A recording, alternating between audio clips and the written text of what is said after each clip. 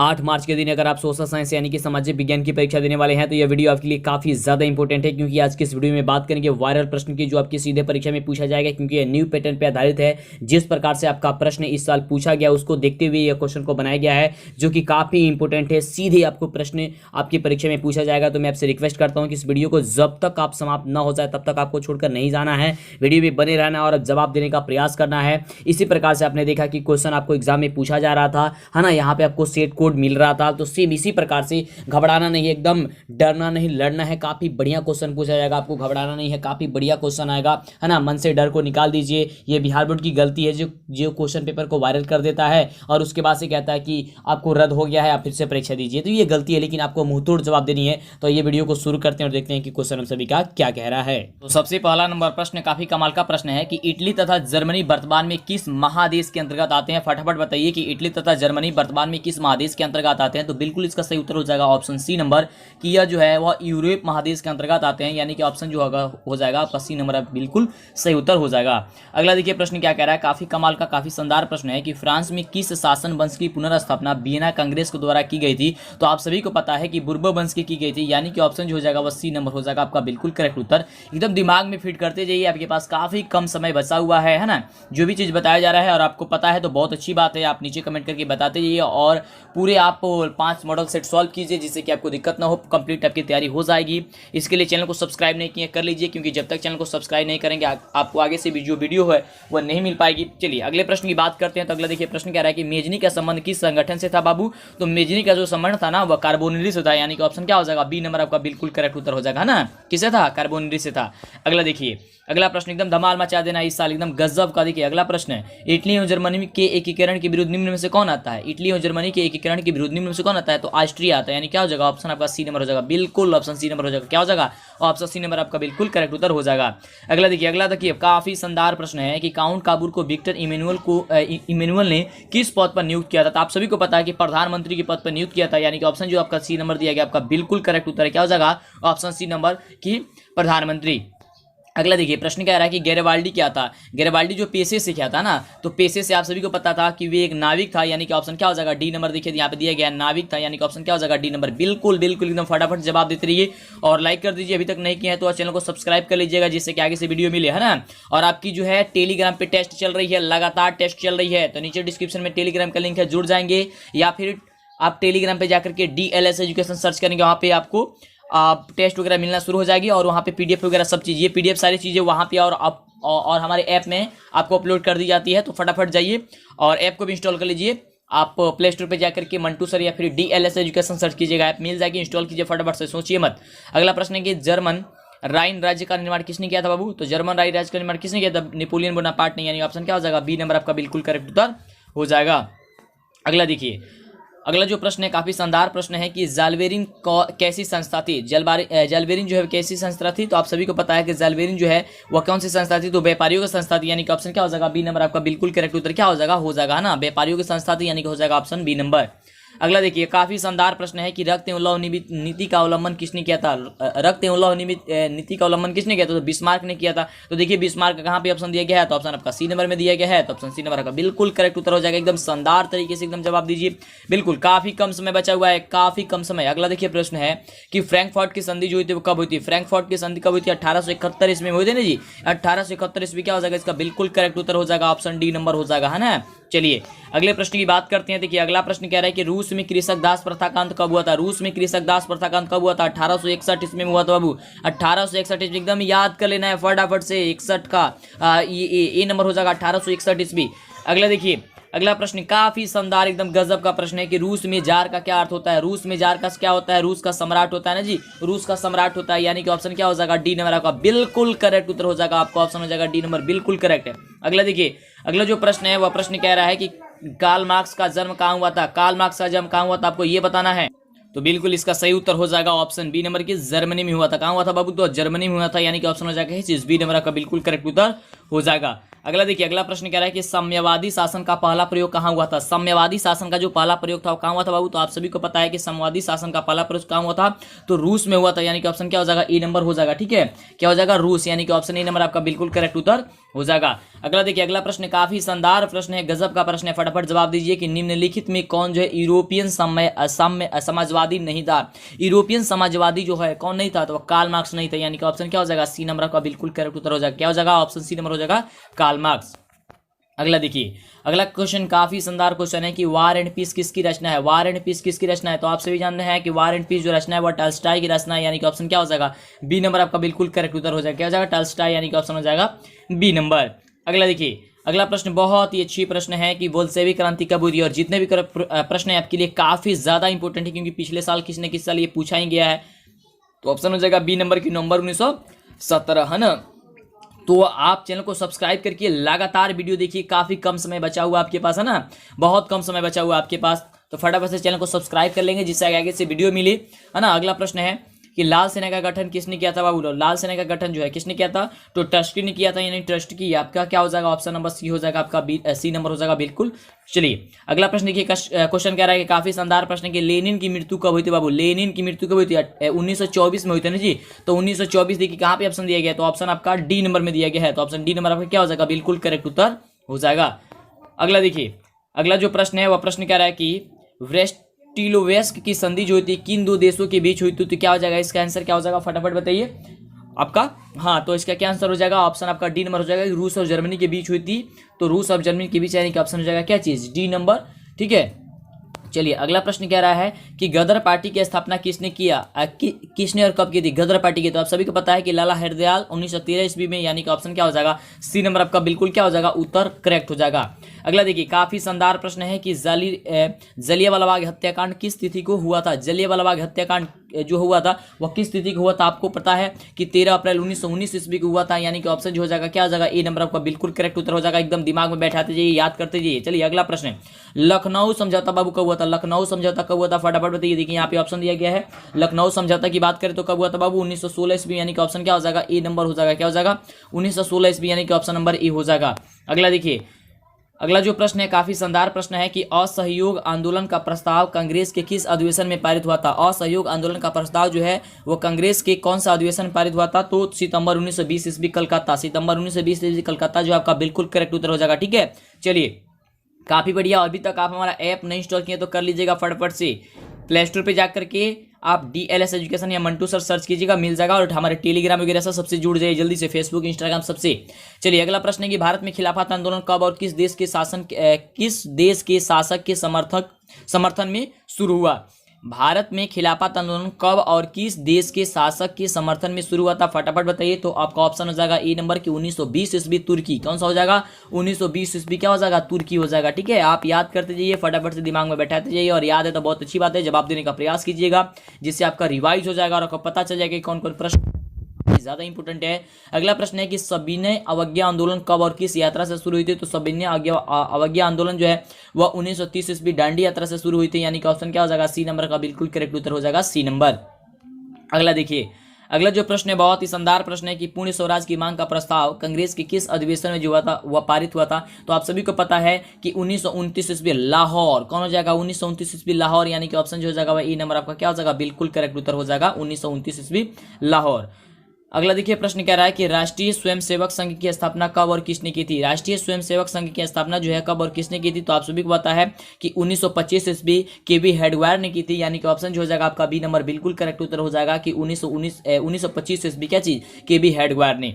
अगला देखिए, अगला प्रश्न काफी शानदार प्रश्न है कि वल्लभ भाई पटेल को सरदार की उपाधि किस आंदोलन के दौरान दी गई थी। वल्लभ भाई को सरदार की जो उपाधि दी गई थी वो किस आंदोलन के दौरान दी गई थी बाबू, तो बारदोली आंदोलन के दौरान दी गई थी, यानी कि ऑप्शन जो हो जाएगा वह ए नंबर आपका क्या हो जाएगा, बिल्कुल करेक्ट उत्तर हो जाएगा कि बारदोली आंदोलन के दौरान दी गई थी। अगला देखिए, बहुत ही शानदार प्रश्न है। प्रश्न कह रहे हैं कि रंपा विद्रोह कब हुआ था। रंपा विद्रोह कब हुआ था, फटाफट बताइए। तो जो रंपा विद्रोह हुआ था वो क्या हुआ था, 1918 में हुआ था, यानी कि ऑप्शन क्या हो जाएगा, सी नंबर आपका बिल्कुल करेक्ट उत्तर हो जाएगा। ठीक है, तो फटाफट से आप याद करते जाइए, दिमाग में बैठाते जाइए। चलिए अगला प्रश्न देखिए, काफी शानदार प्रश्न है, जवाब देने का प्रयास करेंगे। हिंद चीन क्षेत्र में कौन से देश आते हैं। हिंद चीन क्षेत्र में कौन सा देश आते हैं, तो कम्बोडिया, वियतनाम और लाओस, यानी कि ऑप्शन क्या हो जाएगा, सी नंबर हो जाएगा कि कम्बोडिया, वियतनाम और लाओस हो जाएगा, ऑप्शन हो जाएगा सी नंबर। अगला देखिए, अगला जो प्रश्न है कह रहा है कि प्रश्न की अंकोरवाट का मंदिर जो है वह कहाँ स्थित है। अंकोरवाट का मंदिर कहाँ स्थित बाबू, तो कंबोडिया में स्थित है, यानी कि ऑप्शन क्या हो जाएगा डी नंबर आपका बिल्कुल करेक्ट उत्तर हो जाएगा कंबोडिया। क्या हो जाएगा, ऑप्शन डी नंबर हो जाएगा कंबोडिया। अगला देखिए प्रश्न काफी शानदार प्रश्न है कि हिंद चीन पहुंचने वाला प्रथम व्यापारी जो थे वह कौन थे। हिंद चीन पहुंचने वाले प्रथम व्यापारी कौन थे, तो पुर्तगाली थे, यानी कि ऑप्शन क्या हो जाएगा सी नंबर हो जाएगा आपका बिल्कुल करेक्ट उत्तर। एकदम याद करते जाइए फटाफट से। अगला देखिए, अगला प्रश्न क्या कह रहा है कि हिंद चीन में बसने वाले फ्रांसीसी कहे जाते थे, तो कोलोन कहे जाते थे, यानी कि ऑप्शन क्या हो जाएगा आपका ऑप्शन हो जाएगा सी नंबर। क्या कहे जाते थे, कोलोन, यानी कि ऑप्शन हो जाएगा सी नंबर हो जाएगा। अगला देखिए, अगला प्रश्न काफी शानदार प्रश्न है कि नरोत्तम सिन्हानु कहाँ के शासक थे। जो नरोत्तम सिन्हानु थे वह कहाँ के शासक थे, तो आप सभी को पता है कि वह कंबोडिया के शासक थे, यानी कि ऑप्शन क्या हो जाएगा डी नंबर आपका बिल्कुल करेक्ट उत्तर हो जाएगा। क्या चीज, कंबोडिया। क्या हो जाएगा आपका ऑप्शन हो जाएगा डी नंबर। अगला देखिए, अगला प्रश्न काफी शानदार प्रश्न है कि the history of the Laos of the Vietnam किसने लिखा था। The history of the Vietnam of the Laos किसने लिखा था, आप सभी को कई बार बताया है कि फाई बोईचाओ ने लिखा था, फॉन बोईचाओ ने, यानी कि ऑप्शन क्या हो जाएगा बी नंबर आपका बिल्कुल करेक्ट उत्तर हो जाएगा। अगला देखिए, अगला जो प्रश्न है वह काफी शानदार प्रश्न है कि मार्च 1946 ईस्वी में फ्रांस और वियतनाम में होने वाले के बीच होने वाला जो समझौता है वह कौन सा समझौता के नाम से जाना जाता है, तो हनोई समझौता के नाम से जाना जाता है, यानी कि हनोई समझौता। क्या हो जाएगा, ऑप्शन नंबर बी हो जाएगा आपका बिल्कुल करेक्ट उत्तर कि हनोई समझौता। अगला देखिए, प्रश्न काफी शानदार प्रश्न है कि किस प्रसिद्ध दार्शनिक ने एक अदालत लगा करके अमेरिका को वियतनाम युद्ध के लिए दोषी करार दे दिया था। फटाफट बताइए इसका उत्तर क्या हो जाएगा। कौन जो है दोषी करार दे दिया था, रसेल, यानी कि ऑप्शन क्या हो जाएगा ए नंबर आपका बिल्कुल सही उत्तर हो जाएगा रसेल। कौन थे, रसेल, यानी कि ऑप्शन हो जाएगा ए नंबर। और आप चार ऑप्शन स्क्रीन पे देख ही पा रहे हैं, अच्छे से एकदम सोच समझ कर जवाब दीजिए। अगला देखिए, प्रश्न कह रहा है कि हिंद चीन क्षेत्र में अंतिम युद्ध समाप्ति के समय अमेरिकी राष्ट्रपति जो था वह कौन था, तो अमेरिकी राष्ट्रपति कौन था, निक्सन था ना, तो निक्सन आपका क्या हो जाएगा ऑप्शन नंबर हो जाएगा बी नंबर बिल्कुल करेक्ट उत्तर। अगले प्रश्न की बात करते हैं, अगले नंबर प्रश्न की बात करते हैं। तो देखिए, अगला नंबर जो प्रश्न है वह प्रश्न हम सभी का काफी शानदार प्रश्न कह रहा है कि हुआ आंदोलन किस प्रवृत्ति का था। हुआ जो आंदोलन था वह किस प्रवृत्ति का था, तो आप सभी को पता है कि क्रांतिकारी धार्मिक प्रवृत्ति का था, यानी कि ऑप्शन जो हो जाएगा आपका डी नंबर क्या हो जाएगा बिल्कुल करेक्ट उत्तर हो जाएगा ऑप्शन डी नंबर की क्रांतिकारी धार्मिक। ठीक है, चलिए अगला प्रश्न देखिए, काफी शानदार प्रश्न है कि इनमें से किसको प्राथमिक क्षेत्र भी कहा जाता है। जो कौन है उसे प्राथमिक क्षेत्र कहा जाता है, तो कृषि क्षेत्र को जो है उसे प्राथमिक क्षेत्र के नाम से भी जाना जाता है, यानी कि ऑप्शन जो आपका बी नंबर में दिया गया आपका क्या हो जाएगा बिल्कुल करेक्ट उत्तर हो जाएगा कृषि क्षेत्र को। ठीक है, चलिए अगला प्रश्न कह रहा है कि इनमें से कौन सा देश मिश्रित अर्थव्यवस्था है। इनमें से कौन से देश में मिश्रित जो है अर्थव्यवस्था है, तो आप सभी को पता है कि भारत हम सभी का जो देश है, भारत देश में क्या है मिश्रित अर्थव्यवस्था है, यानी कि ऑप्शन जो हो जाएगा आपका सी नंबर क्या हो जाएगा बिल्कुल करेक्ट उत्तर हो जाएगा। ठीक है, और अभी तक लाइक नहीं किया यार, मजा आ रहा है तो फटाफट से लाइक कीजिए, चैनल पे पहली बार आए सब्सक्राइब कीजिए जिससे कि आगे से वीडियो मिले। और अगला देखिए, प्रश्न कह रहा है कि भारत में योजना आयोग का गठन कब किया गया था, तो आप सभी को पता है कि भारत में योजना आयोग का गठन कब किया गया था, 15 मार्च 1950 ईस्वी को किया गया था, यानी कि ऑप्शन जो हो जाएगा वह ए नंबर क्या हो जाएगा बिल्कुल करेक्ट उत्तर हो जाएगा 15 मार्च 1950 ईस्वी को। अगला देखिए, अगला प्रश्न काफी शानदार प्रश्न है कि जिस देश का राष्ट्रीय आय अधिक होता है वह देश क्या कहलाता है, तो आप सभी को पता है कि वह विकसित जो है वह कहलाता है। वह देश क्या कहलाता है, विकसित कहलाता है जिस देश का राष्ट्रीय आय अधिक होता है, यानी हो जाएगा विकसित ऑप्शन नंबर बी। अगला देखिए, प्रश्न कह रहा है कि इसमें किसी पिछड़ा राज्य के नाम से जाना जाता है, तो आप सभी को पता है कि बिहार को एक पिछड़े राज्य के नाम से जाना जाता है, यानी कि ऑप्शन जो आपका सी नंबर में दिया गया है आपका सी नंबर क्या है बिल्कुल करेक्ट उत्तर हो जाएगा। अगला देखिए, अगला जो प्रश्न है बहुत ही शानदार प्रश्न है कि निम्नलिखित में कौन सा विनिमय का सर्वोत्तम माध्यम है। विनिमय का सर्वोत्तम माध्यम क्या है, ऑप्शन देखिए कह रहा है कि वस्तु, मुद्रा या फिर चमड़ा या फिर इनमें से कोई नहीं, तो इसमें क्या हो जाएगा ऑप्शन हो जाएगा बी नंबर की हो जाएगा क्या चीज मुद्रा। क्या हो जाएगा ऑप्शन आपका बी नंबर हो जाएगा मुद्रा। चलिए अगले प्रश्न की बात करते हैं। तो देखिए, अगला प्रश्न काफी शानदार प्रश्न है कि भारत में वित्तीय वर्ष जो है वह कहा जाता है। भारत में वित्तीय वर्ष कब कहा जाता है, तो 1 अप्रैल से लेकर के 31 मार्च तक कहा जाता है, यानी कि ऑप्शन जो हो जाएगा वह सी नंबर क्या हो जाएगा बिल्कुल करेक्ट उत्तर हो जाएगा। अगला देखिए, प्रश्न कह रहा है काफी शानदार प्रश्न है कि भारत में किस राज्य का जो प्रति व्यक्ति है वह सर्वाधिक है। भारत में कौन ऐसा राज्य है जहां जिसकी प्रति व्यक्ति जो आय है सर्वाधिक है, तो किसकी है, तो गोवा की है, यानी कि ऑप्शन क्या हो जाएगा डी नंबर आपका बिल्कुल करेक्ट उत्तर हो जाएगा कि गोवा का प्रति व्यक्ति आय क्या है सबसे ज्यादा है। अगला देखिए, बहुत ही शानदार प्रश्न है कि बिहार में किस जिले का प्रति व्यक्ति आय जो है वह सर्वाधिक था।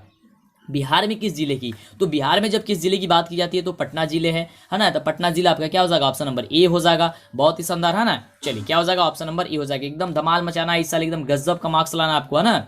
चलिए अगला प्रश्न देखिए, उत्पादन एवं आय गणना विधि आर्थिक दृष्टिकोण से है, बताइए उत्पादन एवं आय गणना विधि आर्थिक दृष्टिकोण से क्या है, सहज, वैज्ञानिक, व्यवहारिक या फिर तीनों, तो क्या हो जाएगा ये तीनों हो जाएगा, यानी कि ऑप्शन क्या हो जाएगा डी नंबर हो जाएगा कि सहज भी है, वैज्ञानिक भी है और व्यवहारिक भी है, यानी कि ऑप्शन हो जाएगा ये तीनों।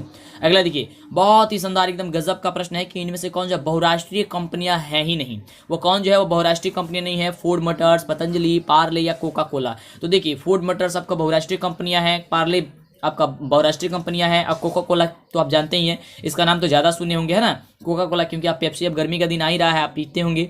चलिए तो क्या हो जाएगा इसका? पतंजलि जो है आपका बहुराष्ट्रीय कंपनियां नहीं है, पतंजलि है ना, तो क्या हो जाएगा? ऑप्शन नंबर बी जो हो जाएगा वो हो जाएगा कि पतंजलि जो है क्या बहुराष्ट्रीय कंपनियां नहीं है। अगला देखिए बहुत ही शानदार प्रश्न है कि पार्ले समूह के थम्स अप ब्रांड को किस बहुराष्ट्रीय कंपनी ने खरीद लिया था? तो पार्ले समूह के जो है वह थम्स अप ब्रांड को जो है वह कौन बहुराष्ट्रीय कंपनी खरीद ली थी? तो कोका कोला ने खरीद ली थी, यानी कि ऑप्शन जो हो जाएगा ई नंबर क्या हो जाएगा? बिल्कुल करेक्ट उत्तर हो जाएगा। अगला देखिए बहुत ही शानदार प्रश्न है कि भारत उपभोक्ता संरक्षण अधिनियम की घोषणा कब की थी? भारत जो है उपभोक्ता संरक्षण अधिनियम की घोषणा कब की थी? ऑप्शन देखिए, ऑप्शन कह रहा है 1986 ईस्वी, या ऑप्शन नंबर बी कह रहा है कि 1980, 1987 या फिर 1988। तो 1986 में किया गया था, यानी कि ऑप्शन जो हो जाएगा क्या जाएगा? ए नंबर जो हो जाएगा ये नंबर आपका क्या हो जाएगा? बिल्कुल करेक्ट उत्तर हो जाएगा। ठीक है, क्या हो जाएगा? ऑप्शन ए नंबर आपका बिल्कुल करेक्ट उत्तर हो जाएगा। अगला देखिए प्रश्न कह रहा है कि उपभोक्ता अधिकार दिवस कब मनाया जाता है? तो आप सभी को पता है कि उपभोक्ता जो अधिकार दिवस मनाया जाता है वह 15 मार्च को मनाया जाता है, यानी कि 15 मार्च हो जाएगा क्या चीज? ऑप्शन नंबर बी नंबर हो जाएगा, बिल्कुल करेक्ट उत्तर हो जाएगा आपका। ऑप्शन नंबर क्या हो जाएगा? बी नंबर हो जाएगा 15 मार्च को। अगला देखिए बहुत ही शानदार प्रश्न है, प्रश्न कह रहा है कि उपभोक्ता हेल्पलाइन नंबर जो है वह क्या है? उपभोक्ता हेल्पलाइन जो नंबर है वह क्या चीज है? तो पूरे 1800 फिर से 11 और पूरे 4000। ठीक है, यानी कि ऑप्शन जो दिया गया है ना आपका ऑप्शन बी नंबर में, सी नंबर में दिया गया, आपका सी नंबर क्या हो जाएगा? बिल्कुल करेक्ट उत्तर हो जाएगा। ठीक है, चलिए अगले प्रश्न की बात करते हैं। देखिए काफी शानदार प्रश्न है कि स्वर्ण भूषणों की परिशुद्धता को सुनिश्चित करने के लिए किस मान्यता प्राप्त चिन्ह का प्रयोग होना चाहिए या आवश्यक होना चाहिए? तो हॉलमार्क का होना चाहिए, यानी कि हॉलमार्क कहाँ पे दिया गया? तो ऑप्शन बी नंबर में दिया गया, तो आपका बी नंबर क्या हो जाएगा? बिल्कुल करेक्ट उत्तर हो जाएगा, है ना। चलिए अगला देखिए, अगला जो प्रश्न है बहुत ही शानदार प्रश्न है कि यदि किसी वस्तु या सेवा का मूल्य 20 लाख से अधिक और 1 करोड़ से कम होता है तो उपभोक्ता अपनी शिकायत तो राज्य आयोग के पास वो शिकायत कर सकता है। तो दिमाग में बैठाते जाइए, याद करते जाइए, काफी शानदार है, यानी कि ऑप्शन क्या हो जाएगा? आपका बी नंबर बिल्कुल करेक्ट उत्तर हो जाएगा। अगला देखिए, अगला जो प्रश्न है बहुत ही शानदार प्रश्न है कि वैश्वीकरण का जो अर्थ होता है वह क्या होता है? वैश्वीकरण का अर्थ देखिए, जो वैश्वीकरण का अर्थ होता है वह व्यापार, पूंजी, तकनीक हस्तांतरण या सूचना प्रवाह द्वारा देश की अर्थव्यवस्था के साथ जो है वह देश की अर्थव्यवस्था के साथ अन्य देश के साथ क्या करना? समन्वय करना, यानी कि ऑप्शन क्या होता है आपका? यहाँ पे थोड़ी सी टाइपिंग छूट गया है, देशों के साथ क्या करना? समन्वय करना होता है, यानी कि ऑप्शन क्या हो जाएगा? बी नंबर हो जाएगा। ठीक है, चलिए अगला प्रश्न देखिए काफी शानदार का प्रश्न है कि उपभोक्ता द्वारा शिकायत करने के लिए आवेदन शुल्क कितना लगता है? बताइए, उपभोक्ता द्वारा शिकायत करने के लिए आवेदन शुल्क कितना लगता है? तो इनमें से देखिए, इनमें से कोई आंसर नहीं, ये इनमें से कोई नहीं होगा, यानी कि ऑप्शन क्या हो जाएगा? डी नंबर हो जाएगा। क्या हो जाएगा? ऑप्शन डी नंबर होगा, इसमें इनमें से कोई नहीं। चलिए अगले प्रश्न की बात करते हैं। तो अगला प्रश्न देखिए काफी शानदार प्रश्न है कि सन 2008 से लेकर के 2009 के अनुसार भारत की औसत प्रति व्यक्ति आय कितनी थी? तो 25,494 रुपए, यानी कि ऑप्शन क्या हो जाएगा? बी नंबर आपका बिल्कुल करेक्ट उत्तर हो जाएगा। और आप हमें अंतिम में जरूर बताइएगा कि आप कितने प्रश्नों का बिल्कुल सही जवाब दे पाए हैं। अगर आप कम जवाब दिए हैं तो फिर इसे पीछे आप करके आप फिर वीडियो देखिएगा, फिर जवाब देने का प्रयास कीजिएगा। ओके, चलिए अगले प्रश्न की बात करते हैं। तो अगला प्रश्न जो है हम सभी का काफी शानदार प्रश्न है कि कोयला किस प्रकार का संसाधन है? कोयला किस प्रकार का संसाधन है आपको ये बताना है। तो देखिए कोयले की बात करते थे, किस प्रकार का संसाधन है आपको ये बताना है। तो ये अनविकिरणीय संसाधन है, यानी कि ऑप्शन क्या हो जाएगा? ए नंबर आपका बिल्कुल करेक्ट उत्तर हो जाएगा। अगला देखिए, अगला जो प्रश्न है काफी शानदार प्रश्न है कि सौर ऊर्जा निम्नलिखित में से कौन सा संसाधन है? सौर ऊर्जा जो है निम्नलिखित में से कौन सा संसाधन है? तो यहाँ पे जो इसका सही उत्तर हो जाएगा वो क्या हो जाएगा? ध्यान से दीजिए, तो इसका आंसर जो हो जाएगा वो क्या हो जाएगा? ऑप्शन आपका जो है वो आपका बी नंबर हो जाएगा कि पुनः पूर्ति योग्य हो जाएगा। ठीक है, यहाँ पे पूर्ति योग्य होगा, पुनः पूर्ति योग्य, यानी कि ऑप्शन हो जाएगा बी नंबर। अगला देखिए बहुत ही शानदार काफी मजेदार प्रश्न है और प्रश्न कह रहा है हम सभी का कि तट रेखा की कितने किलोमीटर क्षेत्र की सीमा अपवर्जक आर्थिक क्षेत्र जो है वह कहलाता है। ऑप्शन देखिए कह रहा है कि 100 किलोमीटर, ऑप्शन कह रहा है कि 200 किलोमीटर, 150 किलोमीटर या फिर 250 किलोमीटर। तो ये कहलाता है 200 किलोमीटर, है ना, यानी कि ऑप्शन क्या हो जाएगा? बी नंबर आपका बिल्कुल करेक्ट उत्तर हो जाएगा 200 किलोमीटर। अगला देखिए, अगला जो प्रश्न है बहुत ही शानदार प्रश्न है कि डाकू की अर्थव्यवस्था का संबंध किससे है? डाकू की अर्थव्यवस्था का संबंध जो है वह किससे है? तो वह है संसाधन की नियोजित दोहन से, यानी कि ऑप्शन क्या हो जाना चाहिए? आपका ऑप्शन हो जाएगा सी नंबर की संसाधन की नियोजित क्या चीज? दोहन से, यानी कि ऑप्शन हो जाएगा सी नंबर। अगला देखिए प्रश्न काफी शानदार प्रश्न है कि समुद्री क्षेत्र में राजनीतिक सीमा की कितने किलोमीटर तक क्षेत्र जो है वह संपदा निहित है? समुद्री क्षेत्र में राजनीतिक सीमा के कितने किलोमीटर क्षेत्र जो है संपदा निहित है? तो क्या हो जाएगा आपका ऑप्शन 19.2, यानी कि 19.2 किलोमीटर। ठीक है, यानी कि ऑप्शन क्या हो जाएगा? D number. एकदम दिमाग में बैठाते जानी है ना। चलिए अगला प्रश्न देखिए, कह रहा है कि पेट्रोलियम किस प्रकार का संसाधन है। पेट्रोलियम जो है किस प्रकार का संसाधन है, आपको बताना है। नवीकरणीय या अनवीकरणीय या फिर जैव या फिर क्या हो जाएगा अजैव। तो पेट्रोल जो है क्या है, अनवीकरणीय संसाधन, यानी कि ऑप्शन क्या हो जाएगा, ऑप्शन आपका ए नंबर क्या हो जाएगा, बिल्कुल सही हो जाएगा। अगले देखिए, अगला जो प्रश्न हम सभी क्या कह रहा है, काफी शानदार प्रश्न है कि निम्न में से कौन सी मिट्टी सर्वाधिक उपजाऊ है। कौन सी जो मिट्टी है वह सर्वाधिक उपजाऊ की बात करते हैं तो जलोढ़ मिट्टी है ना। तो यहाँ पे क्या हो जाएगा, ऑप्शन हो जाएगा डी नंबर, क्या हो जाएगा, ऑप्शन डी नंबर हो जाएगा, जलोढ़ मिट्टी। अगला देखिए, अगला प्रश्न बहुत ही शानदार एकदम कमाल का प्रश्न है कि काली मृदा का दूसरा नाम क्या होता है। बताइए तो फटाफट से, काली मृदा का दूसरा नाम क्या होता है। बिल्कुल, तो काली मृदा का बिल्कुल नाम सही होता है, दूसरा नाम जो होता है वह रेगुर मृदा होता है, यानी कि ऑप्शन क्या हो जाएगा, बी नंबर आपका बिल्कुल करेक्ट उत्तर हो जाएगा। क्या हो जाएगा, रेगुर मृदा, यानी कि ऑप्शन नंबर बी। अगला देखिए, सबसे शानदार प्रश्न की मरुस्थलीय मृदा का विस्तार निम्न में से कहाँ है। यहाँ पे मृदा होगा, मृदा का विस्तार निम्न में से कहाँ है, आपको ये बताना है। तो फटाफट चलिए, मृदा का यहाँ क्या, राजस्थान। ये तो जानते हैं आप लोग, कितने आसान क्वेश्चन है ना, राजस्थान। क्या हो जाएगा, ऑप्शन आपका बी नंबर हो जाएगा।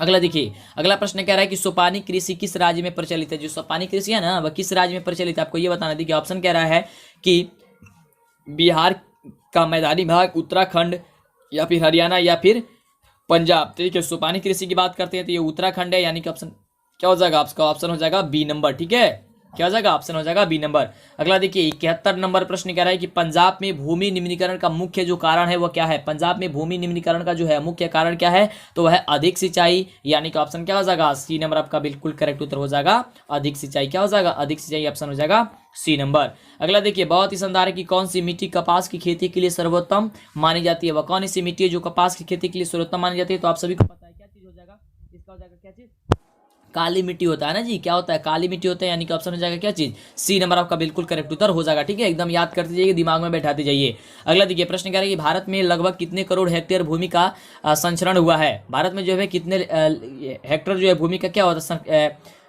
संरक्षण जो हो चुका है। 15 करोड़ हेक्टेयर या 20 करोड़ हेक्टेयर या फिर 13 करोड़ हेक्टेयर या फिर 18 करोड़ हेक्टेयर। फटाफट जवाब दिए, इसका क्या, तो इसका बिल्कुल सही उत्तर क्या हो जाएगा, हाँ 20 करोड़ वर्ष 20 करोड़ हेक्टेयर, यानी कि ऑप्शन क्या हो जाएगा, ऑप्शन बी नंबर। अगले प्रश्न की बात करते, देखिए काफी कमाल का प्रश्न है कि मेढक के प्रजनन को नष्ट करने वाला रसायन कौन सा है। मेढक के प्रजनन को नष्ट करने वाला रसायन कौन है। बिल्कुल, तो आप सभी को पता है कि वह क्या है, एड्रीन है, यानी कि ऑप्शन क्या हो जाएगा, सी नंबर हो जाएगा। क्या हो जाएगा, एड्रीन, यानी कि हो जाएगा ऑप्शन नंबर सी। अगला देखिए, प्रश्न काफी शानदार प्रश्न की देश के बांधों को किसने जो है भारत का मंदिर कह दिया था। तो आप सभी को पता है, काफी कमाल प्रश्न है ये, कमाल हो, इसका उत्तर हो जाएगा पंडित नेहरू कहते हैं, यानी कि ऑप्शन क्या हो जाएगा, डी नंबर हो जाएगा। क्या हो जाएगा, डी नंबर हो जाएगा। अभी तक लाइक और चैनल को सब्सक्राइब नहीं किया तो गलती ना कीजिए, फटाफट से चैनल को सब्सक्राइब कर लीजिए, जिससे कि आगे से आपको वीडियो मिला करे। अगला देखिए, प्रश्न कह रहा है कि कुल जल का कितना प्रतिशत भाग जो है महासागरों में निहित है। आपको बताना है फटाफट से कि कितने प्रतिशत जो है, तो लगभग जो है 96.6% जो है आपको निहित है, यानी कि ऑप्शन हो जाएगा क्या चीज, सी नंबर। अगला देखिए, प्रश्न कह रहा है कि बृहद क्षेत्र में तो देखिए यहाँ पे थोड़ा सा गलती हो चुका है, यहाँ पे जत नहीं होगा, जल होगा। बृहद क्षेत्र में जल की उपस्थिति के कारण ही पृथ्वी को कहते हैं, तो हम लोग क्या कहते हैं, नीला ग्रह कहते हैं, यानी कि क्या कहते हैं, उसे ऑप्शन हो जाएगा बी नंबर होना चाहिए। देखिए बी नंबर दिया गया है, हाँ ऑप्शन बी नंबर हो जाएगा क्या चीज, नीला ग्रह हो जाएगा। क्या चीज, ऑप्शन हो जाएगा नीला ग्रह। थोड़ा थोड़ा दिखाई दे रहा था हमको। अगला देखिए, प्रश्न कह रहा है कि बिहार में अति जल दोहन से किस तत्व का संकेंद्रण बढ़ गया है। तो आप सभी को पता है कि आर्सेनिक का बढ़ गया है, यानी कि ऑप्शन क्या हो जाएगा, आपका ऑप्शन हो जाएगा क्या जी, सी नंबर हो जाएगा कि आर्सेनिक। ठीक है, क्या हो जाएगा, ऑप्शन आपका सी नंबर हो जाएगा आर्सेनिक। अगला देखिए, अगला प्रश्न सेकंड लास्ट प्रश्न है कि प्राणियों के शरीर में कितना प्रतिशत जल की मात्रा जो है वह निहित है, आपको ये बताइए। तो प्राणियों में जो है शरीर की कितना प्रतिशत जल की मात्रा निहित है, लगभग 65% है, यानी कि आपका ऑप्शन हो जाएगा क्या चीज, 65%, यानी ऑप्शन हो जाएगा क्या चीज, सी नंबर हो जाएगा आपका बिल्कुल करेक्ट उत्तर। चलिए, अब ये रहा आपका अंतिम प्रश्न। अब आप कितने प्रश्न का जवाब दे चुके हैं। लगातार जो बच्चे हमारे चैनल से पढ़ाई किए होंगे वह 80 में 80 तो जरूर जवाब दे दिए होंगे, लेकिन आप कितने प्रश्न का जवाब दिए हैं तो फटाफट बताइए। और यदि आपने को मतलब आपको तैयारी अभी थोड़ी सी अधूरी है तो फटाफट से कम 5 मॉडल सेट जो आपको कंप्लीट करा रहा है प्रत्येक सब्जेक्ट की। साइंस की कंप्लीट हो चुकी है, आपको सोशल साइंस की कंप्लीट होने जा रही है, इसी तरह से मैथ की, संस्कृत की, हिंदी की, ये सारी चीजें कंप्लीट हो रही है, इंग्लिश की भी आपकी चल रही है ना। तो सबका देखिए फटाफट से तैयारी कीजिए, चैनल को सब्सक्राइब कर लीजिए, जिससे कि आगे से वीडियो मिली। तो ये बात करते हैं 80 नंबर प्रश्न का। क्या कह रहा है प्रश्न, तो विश्व की कितनी प्रतिवस्ती जो जनसंख्या वह भारत में निहित करती है। विश्व की जो है वह कितनी प्रतिशत जनसंख्या जो है क्या करती है, भारत में निहित करती है, आपको ये बताना। फटाफट बताइए कितने प्रतिशत निहित करती है। तो इसका जो बिल्कुल उत्तर हो जाएगा क्या हो जाएगा, 18% हो जाएगा, यानी कि ऑप्शन हो जाएगा क्या चीज, डी नंबर बी नंबर हो जाएगा 18%। तो आप कितने प्रश्न का जवाब दिए हैं आप हमें बताएं।